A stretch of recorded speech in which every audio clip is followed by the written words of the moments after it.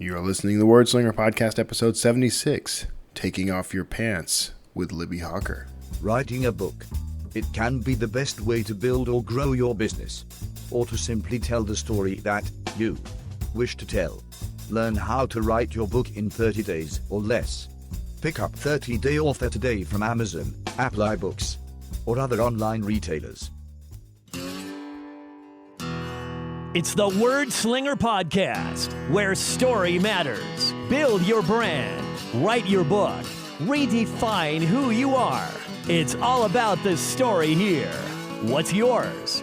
Now, here's the guy who invented pants optional, Kevin Tomlinson, the Word Slinger.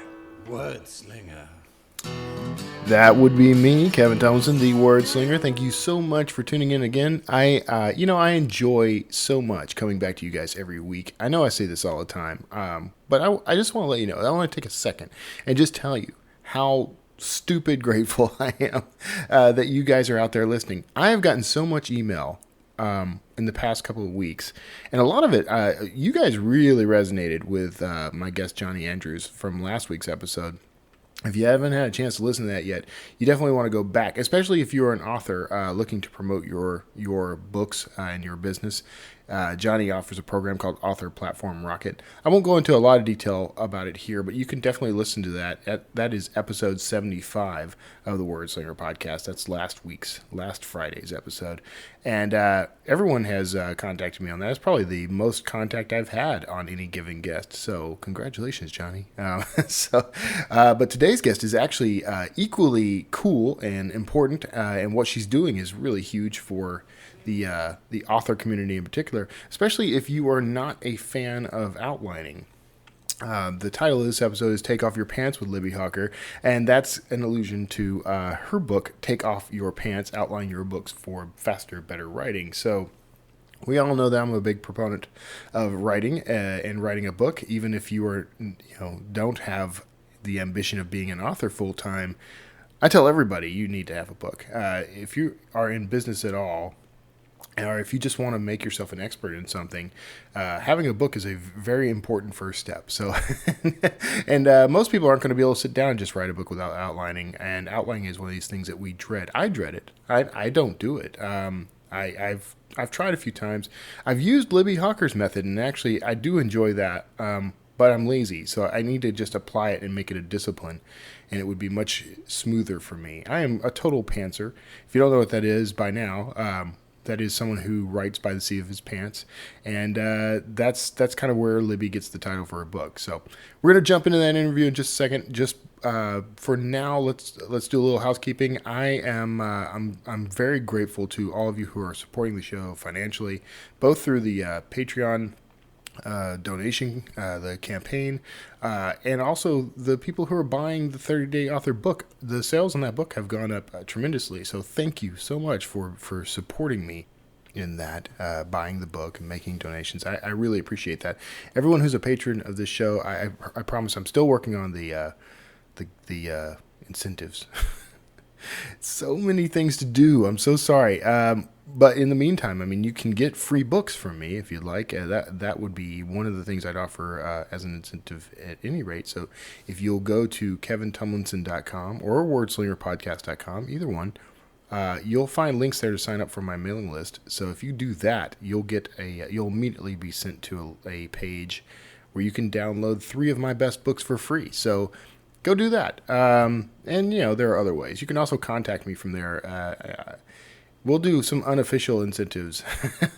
So, other housekeeping. I just released a new book. If you are interested in fiction, science fiction in particular, if you're interested in short fiction, I wrote a book called Zero, which is a very short book, but it's what I like to refer to as an afternoon read. And I'm kind of taking a page out of James Patterson's playbook here. He's gambling on short fiction being bigger in the years to come, the next couple of years at least, because people don't have time anymore. People need something that they can read and enjoy while they're on the subway, while they're waiting in line at the grocery store. Something that's portable and doesn't take a huge time investment.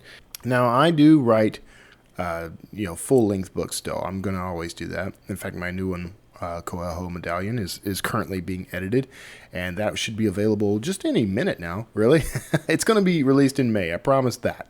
And if you're interested in that, there's a short story which I will release as a book soon, but you can read it for free on my blog, no problem. Go to my blog at kevintomlinson.com and look for The Brass Hall, a Dan Kotler short story. That Dan Kotler is the protagonist of Coelho Medallion.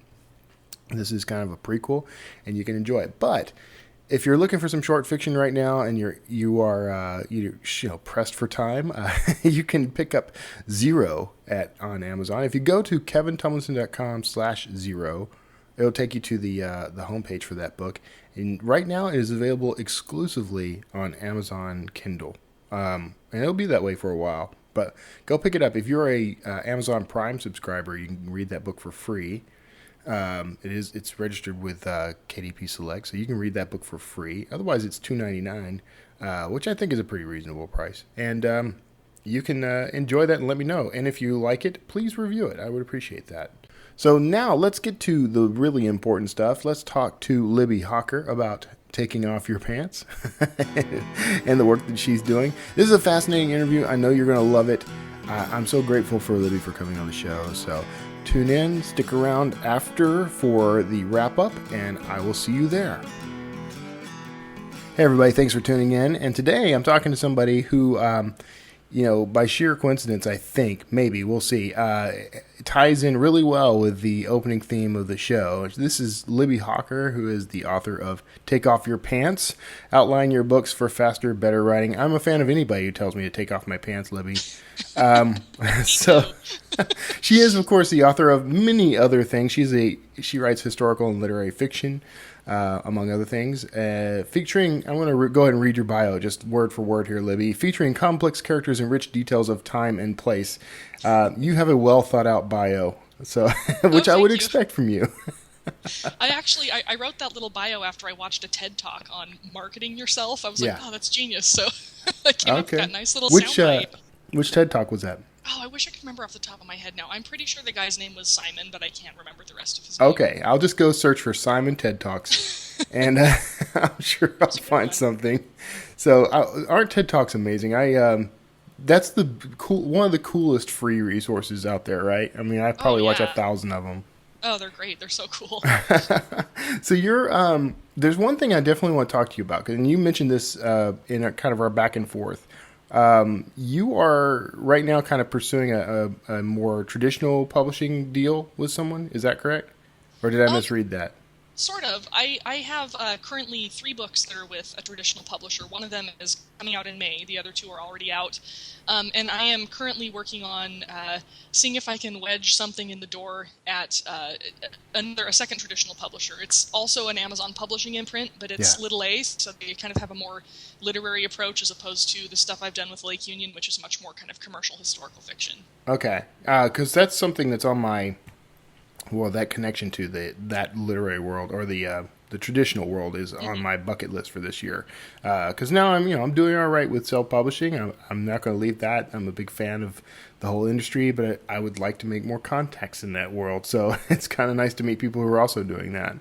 Yeah, it comes in handy. I mean, I'm just like you. I'm really committed to self-publishing. I love everything about it. And certainly working with traditional publishing has brought its fair share of frustrations, which I figured it would. Right. To be fair, I was expecting that. But on the whole, I really like it. I've especially really enjoyed working with Amazon Publishing. They have mostly a different take from what most other publishers, their approach is a little bit different to the market. Yeah. And I think that makes a lot of difference. So what are some of the advantages there? Well, I guess it's no secret that higher than average royalty rates. Yeah. That's I'm not allowed to go into detail about that. No problem. I'm sold. But the royalty rates are a little higher than you'll typically find with most other publishers. They also pay monthly, just like you get paid from KDP. Right. Which I really love. It's nice to not have to wait 6 months for my money to come in. Right. And their statements are really easy to read. You can be sure that they're reporting sales accurately and that they're not pulling any shenanigans. And also I found that their marketing is really effective too. I mean, they don't really pursue, or at least in my case with my book so far, they haven't really pursued a lot of the stuff that just doesn't tend to work anymore, that, you know, kind of older models of publishing were really fond of. They stick with stuff that works, like direct emails to people who have already bought my books before, like, hey, Libbie Hawker has a new book. So, you know, it's nice to sort of, it's really nice to have somebody kind of sharing in the promotional work of running this business, and kind of, you know, just sort of expands my promotional reach a bit, which I always like. Do they tie in with your self-published work at all? Is there any cross-promotion? Yeah, there has actually been. They're not, you know, I don't think they're actively cross-promoting my other books, but they've been good about, you know, if I request, hey, I want to put a list of my other books, you know, in the back matter of this book, they're like, cool, they'll do it. They were really careful to use the same cover art for for most of my Lake Union books. For 2 out of 3, they used the same cover artist as I used for some of my more popular traditionally published or self-published stuff. Wow. So they've kind of helped to visually brand between their books and my indie books too. See, it sounds like they've changed something slightly, because, you know, last time I talked to anyone who had gone that route, there were always nightmares about, you know, they didn't get to have any input in the cover. They weren't allowed to cross promote. There were all kinds of headaches. Sounds like they've settled that, huh? It sounds like they've settled a lot of things that people had complaints with before, which is good. They were very, very clear to me about me being involved in the cover process and everything from the beginning, and that was like not something extra I negotiated in my contract. That was like already in there. Right. So I've enjoyed it, and of course, I mean, I'm talking about Lake Union. There are all these different imprints. You know, Thomas and Mercer might operate differently. 47 North might operate differently. Mm-hmm. But in my experience so far, it's been on the whole positive. Yeah. So, what are there any downsides to working with Amazon at that level, or can you even talk about them? Or traditional publishers, you know, like once you sort of get established in self-publishing, anything that doesn't have all those perks of self-publishing kind of sometimes feels like a little bit of a drag, even if it's, you know, for a publishing experience. I recognize that I'm having a much better time than a lot of my friends are who are working with, you know, big 5 imprints. Right. But it still has its moments where, you know, it's frustrating sometimes to coordinate with like a million different editors, and it's frustrating to have to wait to self-publish some of my stuff because it might compete with that title, so I've got to put it off for a couple of months or whatever. And, you know, they're minor frustrations in the grand scheme of things, but it's not all sunshine and roses, you know. Right. That would be a little frustrating. I'm so used to just being able to press a button and go, that having to delay it all would, I think, kill me. Or even something as simple as like, this book's not selling as well as we want, let's change the cover. You know, you can do that so easily when you're an indie.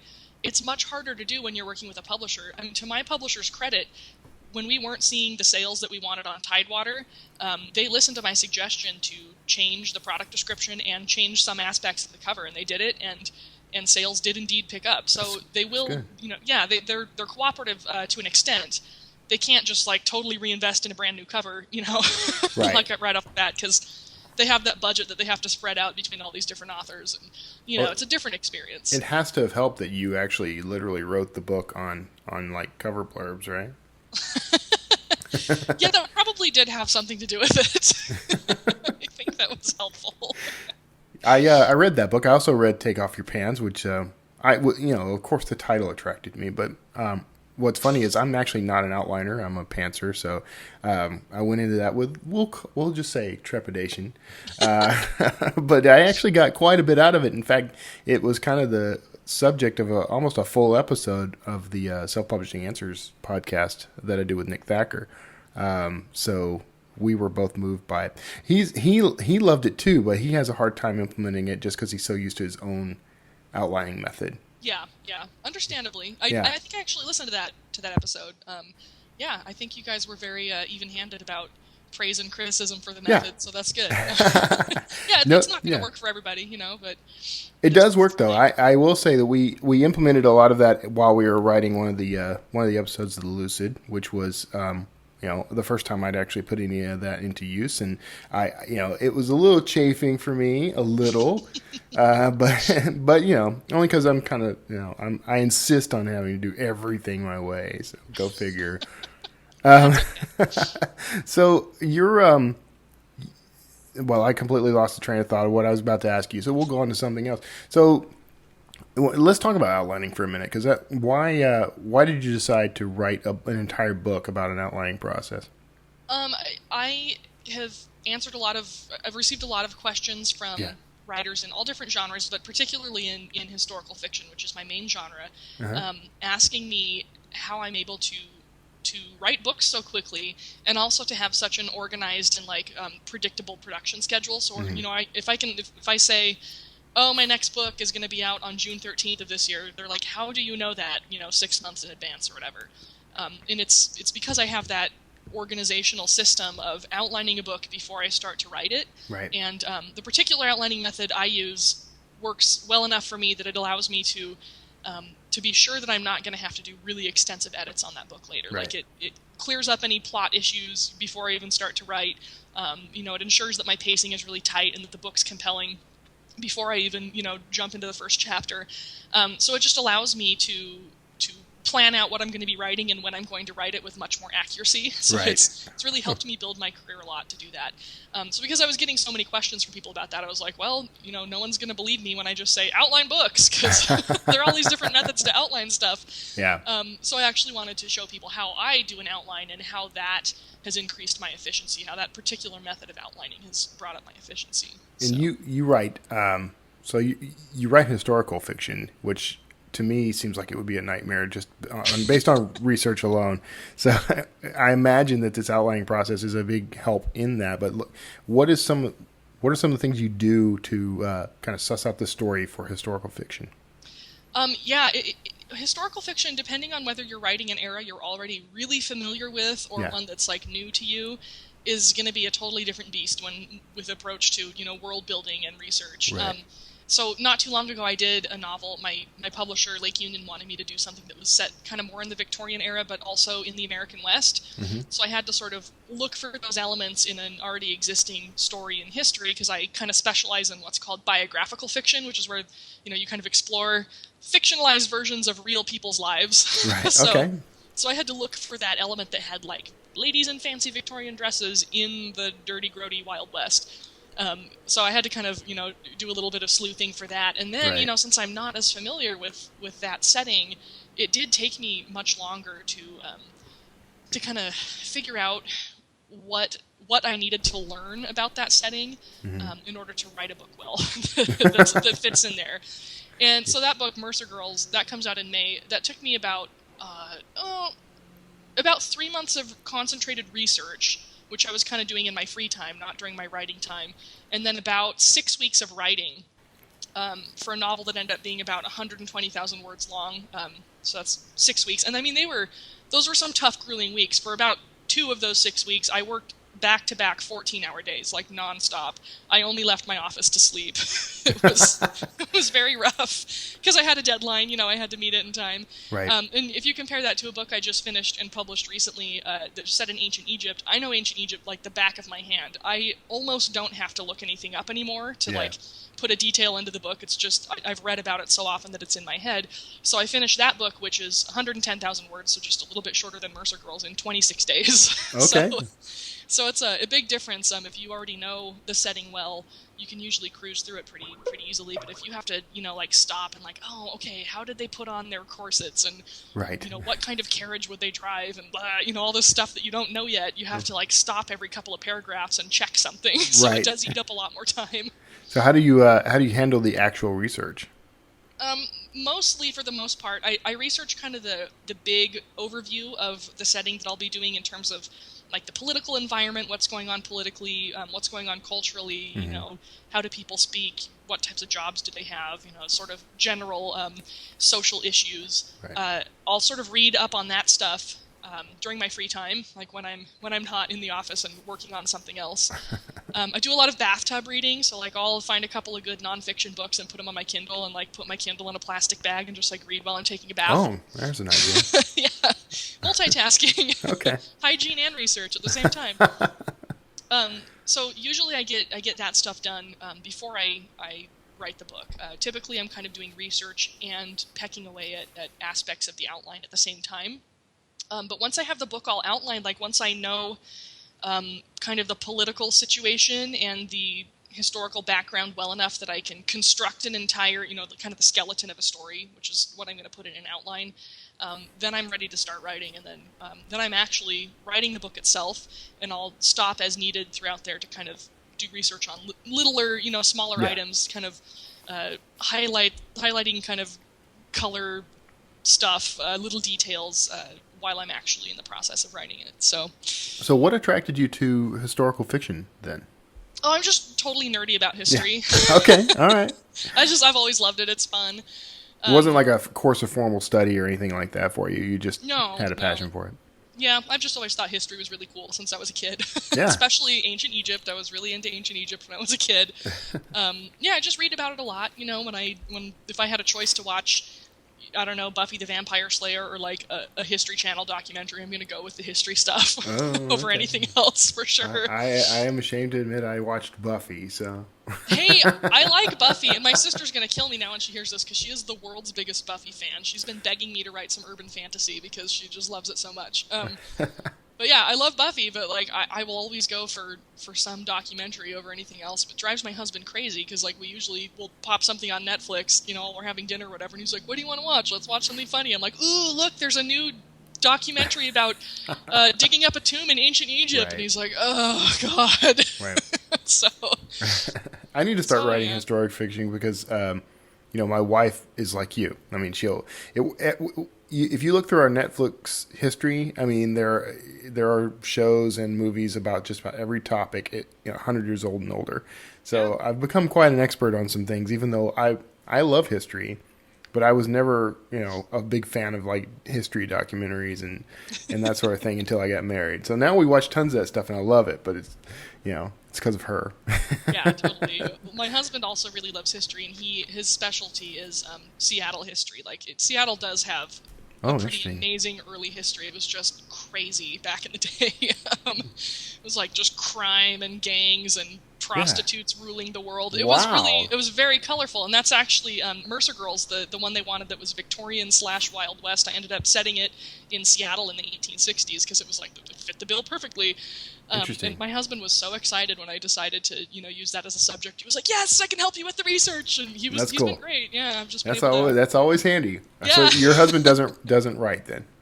He actually does. He has been working on this really cool kind of world building for a sci-fi story for a long time, and I've been harassing him to just start writing it already. Yes, yeah. But he's very methodical about stuff.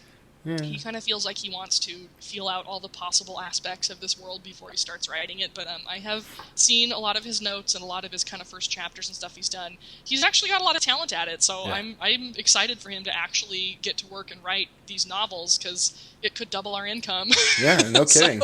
Yeah. It's funny.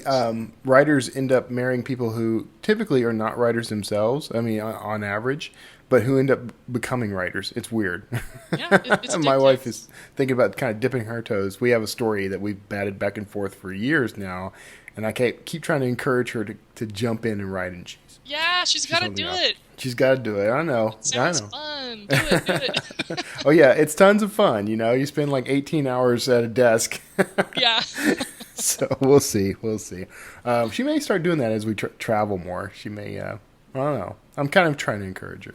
So, what are some of like your inspirations other than history and other than Netflix? What are some of your inspirations for your books? Well, I listen to a lot of podcasts. Okay, same about history. Fantastic. I know. That's the main part of it, but I'm really interested. I'm very drawn to biographical fiction, like I mentioned earlier, and I specifically really, really like to explore stories that have kind of entered legend a little bit, and sort of where the figures at the center of these stories have kind of become mythic in the sense that people believe things about them that aren't necessarily the way things really played out. Right. And I like to kind of go back and look at what might have actually happened instead of what everyone thinks really happened. So a good example of that is not too long ago I did a novel about Pocahontas. And, everybody thinks Pocahontas is like, oh yeah, she saved John Smith because she was in love with him. And that's not at all what happened. Not even close. So my book was kind of about getting into the whole political and social aspects that fueled that conflict between the English colonists and the Powhatan people. and seeing what may actually potentially have played out in that scenario. So that's mostly what I like to do, is to kind of root around in misunderstood history and try to set the record straight if possible, as much as I'm able to. That's kind of cool. And in the process of that, you fictionalize the account, but so you're able to add a little bit of flair to it, I guess, even though it's a true to life story. Right. Yeah. Of course. I mean, at the end of the day, I'm always writing fiction, and my job is always going to be to entertain above, to try to be like a forensic expert and to try to unpack what actually happened. So right. I'll always put story first. Right. But my goal is always to kind of try to focus on the known facts as much as I'm able to. Right. It also means a lot of my stuff is really super dark because because life, yeah. Because history, yeah.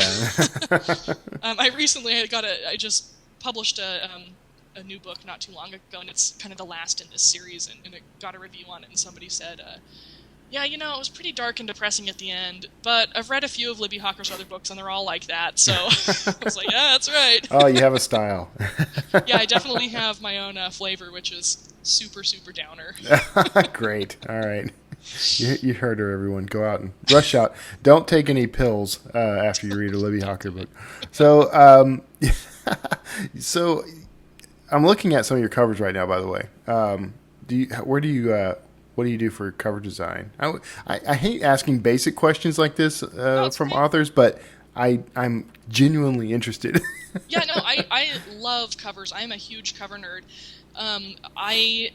So for all of my Egyptian books so far, I have commissioned the cover work from digital painters, and that's mainly because you can't find good photos of people in ancient Egyptian clothing. Right. It's like some awful Halloween costume, and they're striking like a terrible Steve Martin King Tut pose, and it's just it won't work for a book cover. So I've had to commission digital paintings, and I mainly, for the most part, work with Lane Brown, who's kind of my go-to dude for ancient historical fiction covers. You'll probably notice that my more recent in history stuff, like Mercer Girls, has a photograph instead. Yeah. I think that just I talked to my publisher on that, and we decided to go with a photo for that instead of a painted cover, because it just kind of embodies the time frame better. It says Victorian West a little bit more than something painted would. It does seem like books from that focus on that era have that style. That's a big photograph. Trend right now. Yeah, vintage photograph is like a big trend in that segment of historical fiction right now, and I definitely wanted to align that book with that trend, because that's where the readers for that book will be looking. Readers for ancient history stuff will be looking at something that has a more illustrative cover like my other stuff, but yeah, I always try to sort of keep in mind who the ideal reader is for a book and go with something that works to attract them. So I'm always curious when it comes to covers like this, though. Like, is that an actual vintage photograph that you just found somewhere? Like, where'd the photo come from? That is a real vintage photograph. It's an actual vintage picture. I'm not sure exactly where the cover designer found it, because she was hired by Lake Union Publishing to do that cover. Right. But I did work with her and with my editor quite a bit on kind of refining it and tweaking it to sort of make it into our own design. Yeah. So her dress and her headband were colorized. It's actually a different headband that got added on because we figured since it was a vintage photograph, they couldn't actually license exclusive rights to use that image for the cover. So we're like, we need to turn this into something that's just for this book, something that nobody else can duplicate, basically. So she kind of changed her clothes a little bit subtly, and we did the colorization and all that good stuff. That's interesting. Yeah, and you can see it's got a font for the title that really kind of says, late 19th century. It's got that visual sort of cue to it. Yeah, so. It has that feel. Yeah, that serif font. Yeah, it looks nice. I like it. It's very well done. It fits every other book that is in that category. So well done. And that's what it's got to do. Yeah, they did a nice job. We toyed around with a few different ideas for that book, kind of using a couple of different trends that were really hot in that type of historical fiction, like a solid silhouette of a woman's face with kind of backgroundy stuff behind it. But we didn't really like how that turned out, and tried a few other things, and that's what we settled on. I think it's pretty good. We'll see how it sells. On May 10th is the release date, so it's coming up here. So that one's with a publisher? You're not indie publishing that? That one's Lake Union, and that's the one they actually wanted me to write for them. They were like, so how about something Wild West but with Victorian ladies? Interesting. Yeah, it was fun. It was definitely a new experience to sit down with my editor and have her say, here's what we're looking for. Can you produce this? Yeah. And she threw a few different ideas out of kind of what the imprint was hoping to push for this summer, including some World War I and World War II stuff, which is just not my era. I just don't have enough interest in those time frames to write that book well. But as soon as she said Victorian West, I was like, yep, I can do that. I don't know what it's going to be yet, but I can do it. So how did that relationship come about? How did you get to a point where a publisher is asking you to write a book? Yeah, it's kind of... It's a little bit of a long story, but I guess, we've got some time. Hey, so where are we going? So I had worked with agents before I started self-publishing. I had 2 different agents, worked with them for 2 years. They couldn't sell any of my books. I finally just pulled all my books and self-published, much later than I should have done.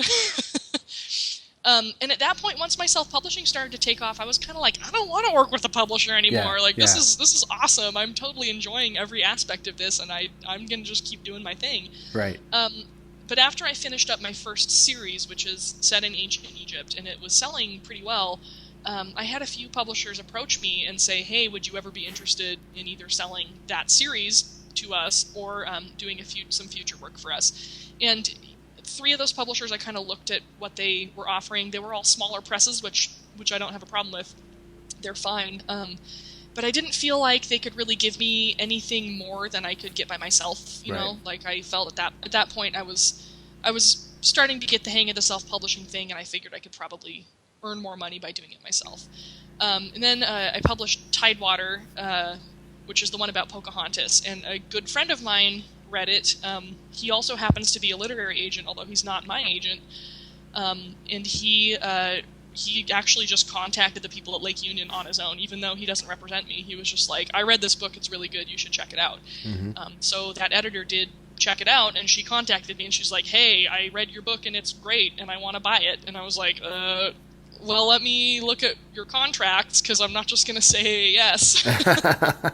So she sent me her contracts, and we talked for quite a while. It was several weeks, because I was really wary about it, and I was like, I just made up my mind that I don't want to work with a publisher anymore, and but I did actually get pretty convinced in conversations with them that Amazon Publishing did stuff differently from the way other publishers do it. So I did eventually sell them that book, and then sold them 2 more. So I might sell them some more in the future. We'll see how it goes. Yeah, if it works out, there is something about having someone else on your side when it comes to, getting yourself out there and marketing yourself at least, and also taking care of some of the finer details of layout and cover design and, Of course, I love all that stuff, so it's hard for me to imagine handing that over to anyone. I know. I really love that stuff, too. It is fun. But, even with my self-publishing stuff, I normally, I'll take, the cover art that somebody else, paints for me and do all the layout and everything on it myself, all the typography and all that stuff I do. But I've gotten so busy over the past few months that I've started outsourcing all of my covers. Right. For everything. I'm just like, I can't do it anymore. It's just a time suck now. But yeah, having Lake Union help me out with that stuff has been really great. And my main goal when I was evaluating their contract and kind of looking at their offer, I was like, what do I want to get out of this? If I decide to work with them, what's the purpose that what are they going to hopefully bring that I can't bring myself? And I decided, what I hope to obtain from this relationship was to have 3 or 4 books out with a publisher that could potentially so possibly having somebody other than me pay for promotion once a quarter. Yeah. So I figured if I sold them 3 to 4 books, they would probably promote those books, 1 book per quarter for the next couple of years. That's a bunch of promotion that I don't have to pay for. Right, Except with my copyrights, which, the reversion clauses are very reasonable, so I can even get those back if I need to. But yeah, that was kind of what I decided was going to be the ideal situation with them, and so far it's lived up to that. I can't really complain. It's been I've been meeting that goal with them. So yeah, that's fantastic actually. I'm impressed by that because I had a publishing deal at one point. I ended up buying out on it because it just seemed like it was going to cost me more money than I was going to make. Really. Yeah. So I'm always happy to hear that people are successfully doing this. I'm hoping to. Someday, I think, get another opportunity at that because it would be nice to have someone kind of shoulder some of the burden of promotion and everything. So a little bit, yeah. And I've been talking to Paul, who works with me now in my publishing business, my husband, Paul. And we have been kind of considering maybe opening up our business and publishing a few other authors, just mainly because, authors in my genre, in historical fiction and literary fiction, they're not that keyed in yet to how to get by as an indie. They're not that great at promoting. I shouldn't say this doesn't apply to all of them, clearly, but a lot of them really struggle with promoting and with kind of doing it right. And I figured, we could kind of help be a stepping stone for some of these authors who want to get to a higher point in their career, just by kind of giving them a boost up and promoting their books better in ways that they're not really aware of doing yet. Those are your indie roots showing, because indie authors, I mean, it's like we're obsessed. As soon as we have even the tiniest scrap of success, we want to share it with everybody. Like, here, come with me. I will drag you into success with me. I know, and I love that about this community. Like, everybody wants to help each other, which is so nice. I hope it never becomes, any other way. What can we really say? It might, maybe, but I kind of doubt it, because, look at how we're structured. We're a bunch of scrappers who kind of fought our way in against, pretty much all odds, against, the big five, who are, dead set on there being competition, even though none of us feel any competition. Yeah, I know. It's kind of bizarre, but, you want to see everyone succeed. I think that is key.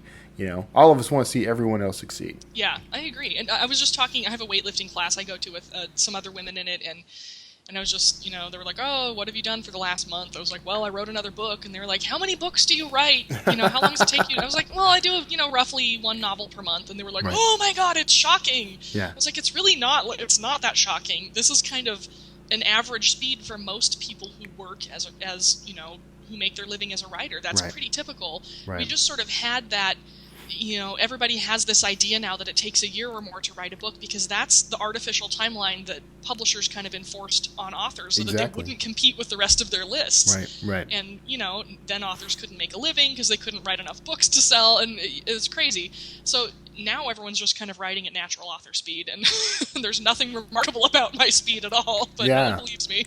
Well, and you're like me. I mean, you figured out that sitting down every day and producing gets you a book very quickly. That's true. It does take discipline. That's for sure. Yeah. I mean, you have to, being self-employed in any field, you have to be dedicated to actually doing the work that's going to pay your bills, and not just like wandering off and going and having fun. Yeah.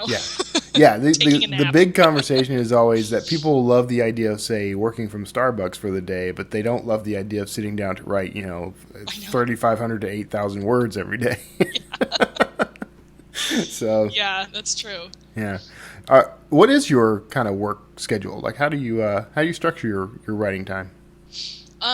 Typically Monday through Friday. I rent an office outside of my house because my wonderful husband, who is the sweetest man in the world, and I wouldn't change a thing about him, not even this, he never stops talking. He's such a chatterbox. Okay. Yes. And he just, if I am at home trying to work, he will just distract me constantly. Yeah. As spouses should. Spouses should distract you. Yeah, I can't do it. But yeah, so I rent an office outside of my home, and I just, I go to my weight class every day, Monday through Friday, and then I go home, take a shower, and I walk to my office, and I just stay there until I'm done with my words I need to do for the day, which typically takes like 6 hours. It's kind of usually how often I spend working there. That includes a 40-minute or so lunch break, and that's it. And then I just walk home, and so in about 6 hours per day, I typically write, an average of about 5,000 words a day. Yeah. And that includes, the time I have to stop now and then to look up little facts and do some research along the way. But that's about it. I write about 25,000 words a week, about 100,000 words a month, which is, roughly a novel. Or if I'm working on stuff for my romance pen name, it's 2 novels. So yeah, that's that. That's it. It's just a Monday through Friday thing. Yeah, it's much simpler than people think most of the time, because we try to make it sound more complicated, because, it is a lot of work. You kind of want to be able to say, well, I do these 45 things each day, this ritual. But really, it's just, I sit down and I start writing, and then later I get up for coffee or to pee. Yeah, that is a big part of it. And speaking of, there's another good TED Talk that I can't think of now off the top of my head. Oh, you're killing me. Really great one that's about like forming habit pathways in your brain, like making ways where you signal yourself that it's time to work, and kind of readjusting the habit pathways you already have, which is really good. So at some point I'll look all these up and I'll send you a link or something so you can post them with the show. But but I watched that, and that was really influential on me too.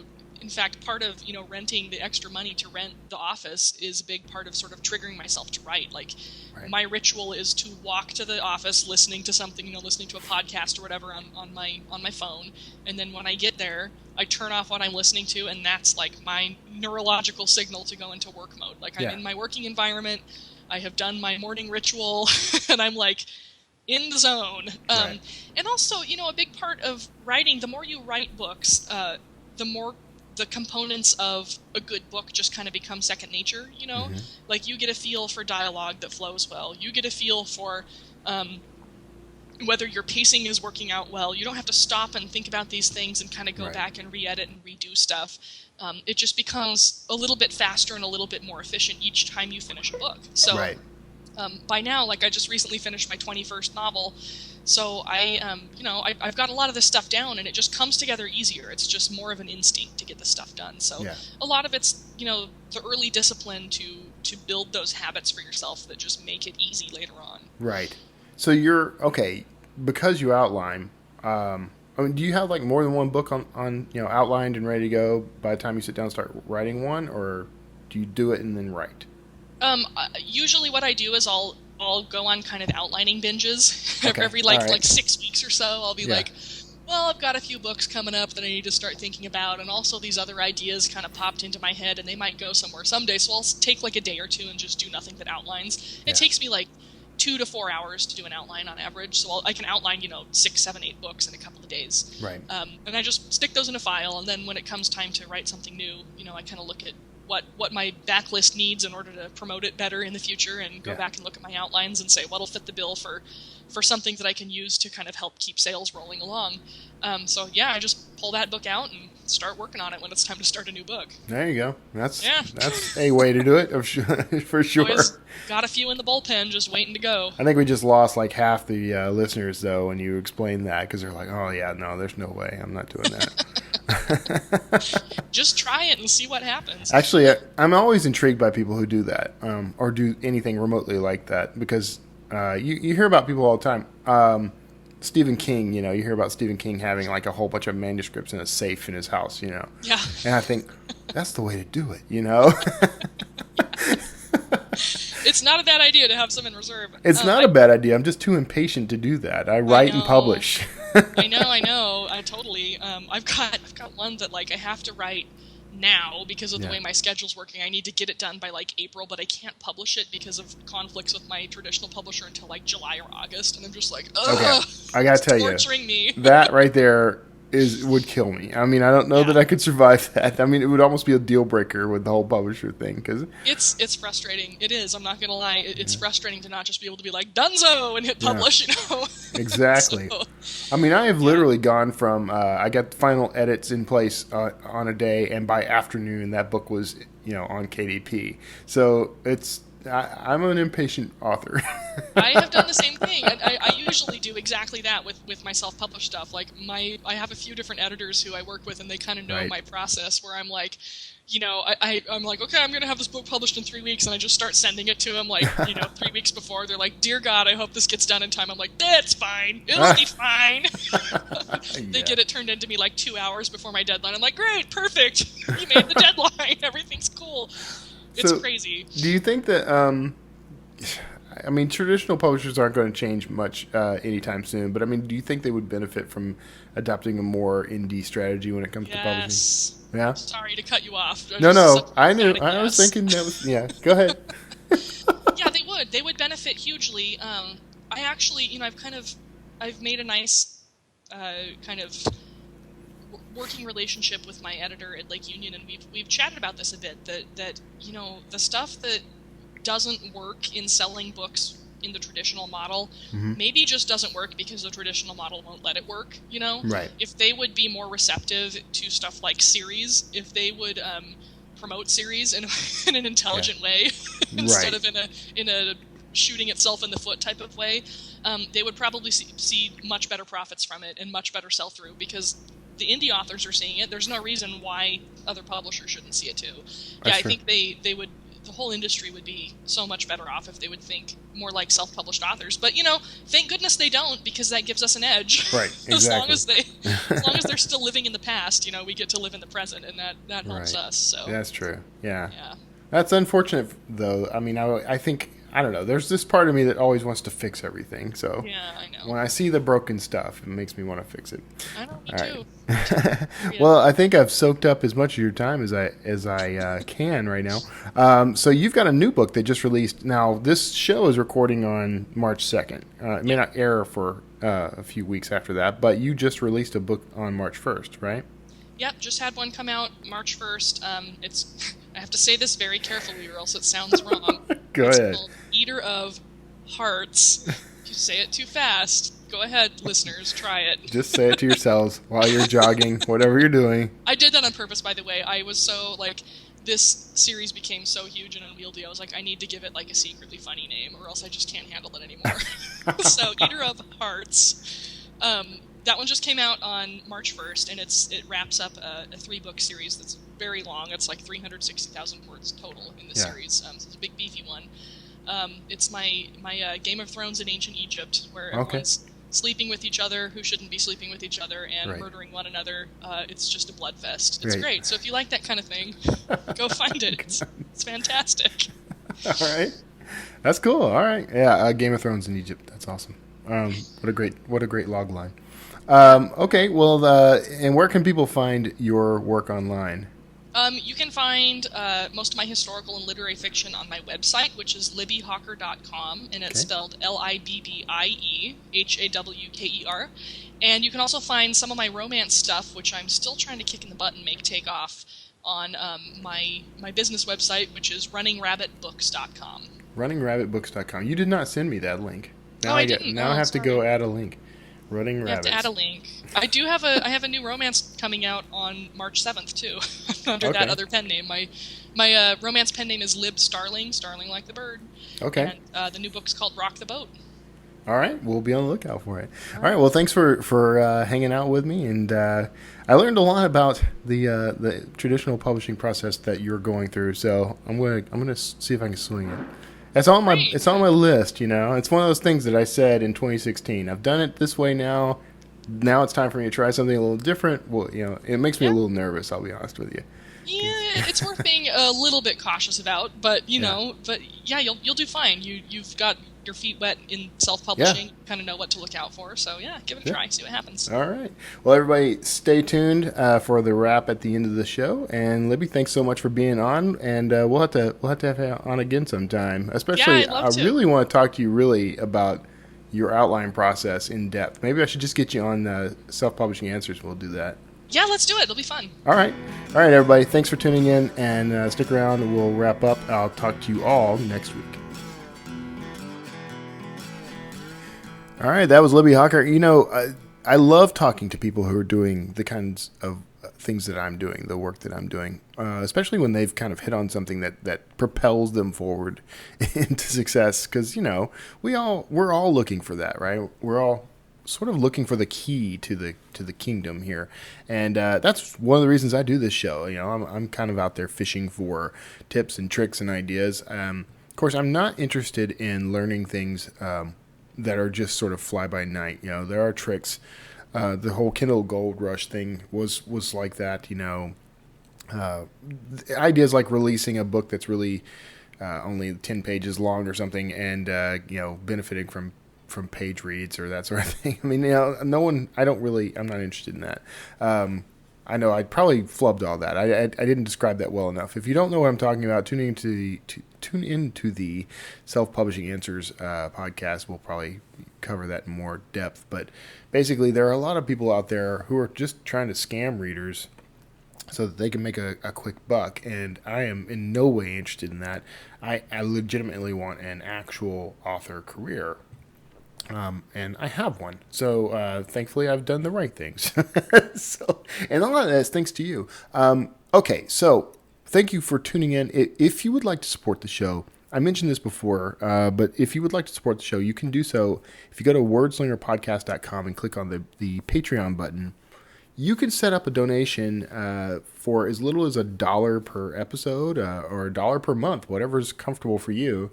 Every little bit helps. I have this huge ambition to make the show self-sufficient to the point where I can expand it, grow it, and provide for my listeners, a greater experience, but also greater opportunities. I meet so many people. You have no idea. You have no idea the opportunities that come from this show. And what I want is to build a community where those opportunities can go to you as much as to me. Like I've benefited a great deal from talking to the people I interview on this show. I'm learning a lot and I share what I learn, but I want to go to another level. I want to create a community where, all of us can get together and share what we learn and connect with some of the guests on this show, and all utilize the resources that are coming our way.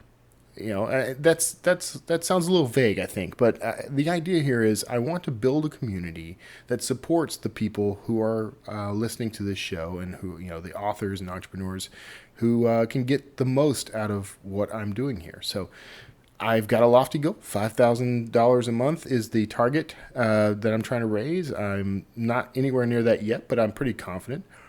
Now, you can do this two ways. You can go to Patreon and you can commit to, $1 or so a month.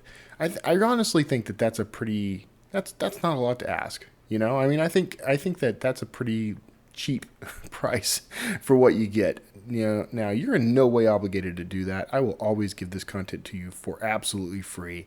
You can do with whatever you like with it. But if you feel like you want to help move towards this goal and be a part of this community, that's going to be one really good way to do it.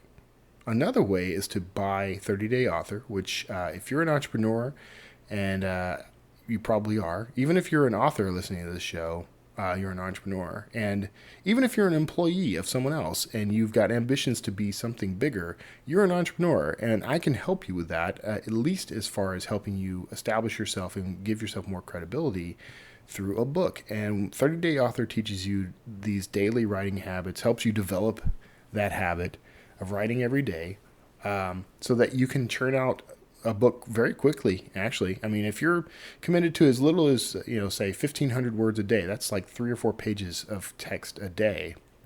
You can knock out a book inside of 30 days easily. I promise you. And if you use Libbie Hawker's methods, you can actually plot that book, or outline that book rather, and have and know exactly what you want to say and get it said even faster. So I recommend that. I've got another guest coming up soon, probably next week, Chris Fox, who wrote Right to Market, which is a book you're going to want to pay attention to. You can get a little ahead of the show if you want. Go pick up some of Chris's books. But these things it's all for your benefit. Okay. I've learned so much from these people, and I've got so many new habits and skills now because of this show. And I've realized that I want to share that on a whole new level. So if you would help support, I greatly appreciate it. You can also help support the show just by reviewing and ranking it on iTunes and Stitcher. If you go to iTunes, if you're an iTunes listener, and most people, according to my numbers, most of you are, just go into iTunes, find the show. You can search my name, Kevin Tumlinson. You can search Word Slinger. I believe that will bring up the show for top level. Either way, if you do the two together, it'll definitely bring me up.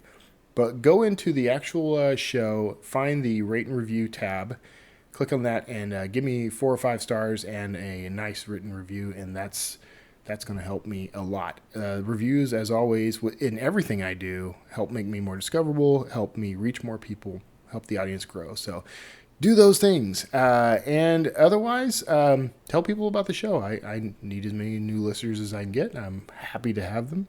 If you have questions, if you'd like me to answer any kind of question on air, then you can literally ask me anything. If it's appropriate for my audience, I will play it and answer it on air. So call me at 281-809-WORD. That's 281-809-9673. Be happy to take any questions. You'll leave me a voicemail. I won't answer directly, but you can leave me a voicemail. And you can also email me from the website at wordslingerpodcast.com. Click on contact. If you're interested in, there's a whole selection. I've added this recently. There's a whole selection of things on the contact page, little check boxes you can use. if you have an interest in something. In particular, if you'd like to book me for an event, and I'm doing a lot more speaking and going to events. So if you would like to book me for something, you're welcome to check that box. If you would like to be a guest on the show, you can do that as well. Now, I will tell you, I'm starting to become particular about who is on the show. Not because I'm trying to be mean, but because I want to make sure that, everyone's getting some value out of this. So now that said, I love authors and I tend to support authors. So if you are an author, you've got a better chance of getting on the show than others. So just putting that out there. The other things you can request there, one of the things in particular, it's new and I love it, is I'm building my street team. That is the group of beta readers who will get my books before anyone else. You guys will get the book for free. And there are some rules. They're not really rules, though. It's more like requests. All I request is that you give me feedback. Tell me if you find typos and errors, that sort of thing. And it can be errors of logic or something too, or facts. Something like, I describe a weapon, for example, and I use the wrong terminology. Someone did that, and I now use, by the way, the term magazine instead of cartridge for weapons, because that's the actual correct term. I did not know that, so thank you, reader. But there's that. Also, I ask that you review the book once it goes live. I may ask you to purchase the book at a discounted price so that I get a verified purchase. That's all optional too. So nothing set in stone. Just a few things I ask of the beta readers that I wouldn't ask of just anyone. So go check that out. Click that box and say hello. And there's all kinds of other things coming your way. I am incrementally improving the Wordslinger podcast as well as my author business. You guys are going to benefit a lot, I think. And I'm also open to hearing suggestions and ideas. And, if you'd like to volunteer to help for some things, I would appreciate that too. So maybe there's a relationship we can build there. So anyways, I've rambled on enough. Thank you so much for the support just by listening. I appreciate that. The downloads each week go up and up, and that makes me happy. And please be sure to share with your friends. I think that this show offers a lot of value to the author and entrepreneur, and that's what I'm striving for. So, thanks so much. We'll wrap up now, and be sure to tune in for the next episode with Chris Fox. I'm now 100% certain that's who's up next, and you're really going to enjoy that one. So, see you next week.